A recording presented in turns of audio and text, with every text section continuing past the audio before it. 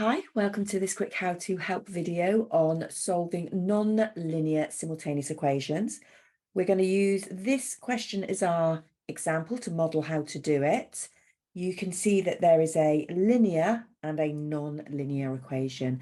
What we're going to do to solve this is we're going to substitute the linear into this more complicated equation.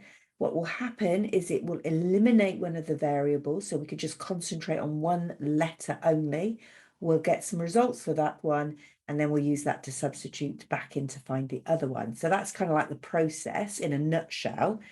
In order for me to be able to do the first step and substitute into this, I need this to have either the y or the x on its own.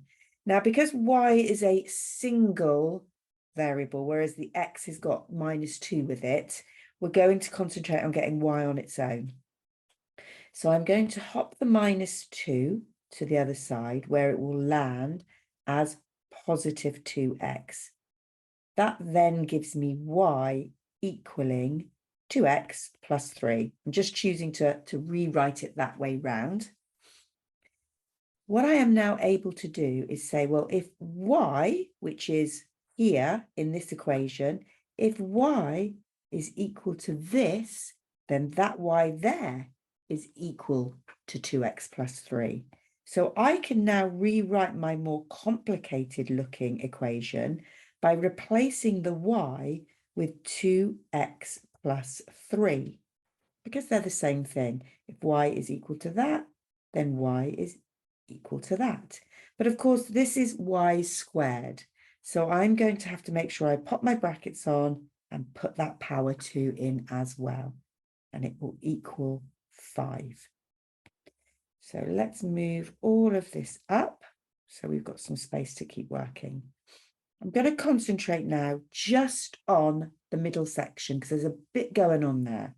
I'm going to expand this, which is going to give me 4x squared plus 12x plus 9.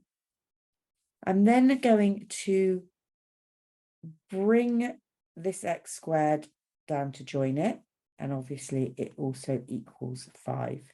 Tidying all of this up, I've got 5x squared plus 12x. I'm going to bring the 5 over, which will land as -5. That will give me +4. And I've got my quadratic now equaling 0. I'm going to go on and solve this. So we're going to drop our 5x. I got pos, so it's pos. I'm then going to multiply those first two, well, the first and the last term to give me 20. What multiplies to make 20? 10 and 2. 10 and 2 will make me the 12 that I have in the middle. So I can drop that in. And then I'm going to look for the cancelling. I've multiplied this up. I'm going to cancel it now down. So the first bracket is going to divide through by 5, which is going to give me x plus 2. And the second bracket doesn't at all. And now I've got my solutions. X is equal to -2 and x is equal to -2 over 5. So those values will now be going in to find the y values. So what I am going to do to create some space and to not lose anything is just pop that over there, and then we can concentrate on the next step. I'm going to be using y equals 2x plus 3. I'm going to be using that version of this equation because it's nice and simple.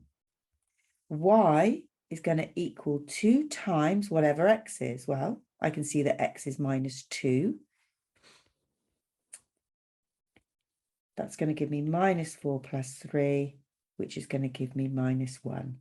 So when x is equal to -2, y, let's get the equals in, is equal to -1.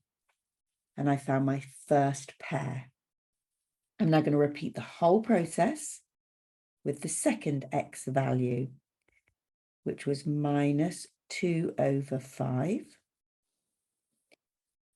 That's going to give me minus 4/5. Now, obviously, I'm going into fractions. If this was on a calculator, I would just let the calculator do all the work. If it wasn't on a if it was on non-calculator, that's what I'm trying to say, then that 3 needs to be written as a fraction with a denominator of 5. So that would have to be 15. And then that is easy to solve to 11/5. So we can say that when x is equal to minus 2/5, y is equal to 11/5. And that is your non-linear simultaneous equations. They all take that same sort of set of steps. Some are more complicated than others, with more negatives or more fractions coming into the problem, but they will all work out the same way. So getting one of the variables on their own, substituting it into the more complicated one, working on that, and then taking those answers and substituting them into the more straightforward equation. So hopefully that has been a really helpful little reminder on how to do that. If you are finding these videos useful, please do subscribe. I post all the time. And when we're in exam series, there's always lots of revision videos going on as well.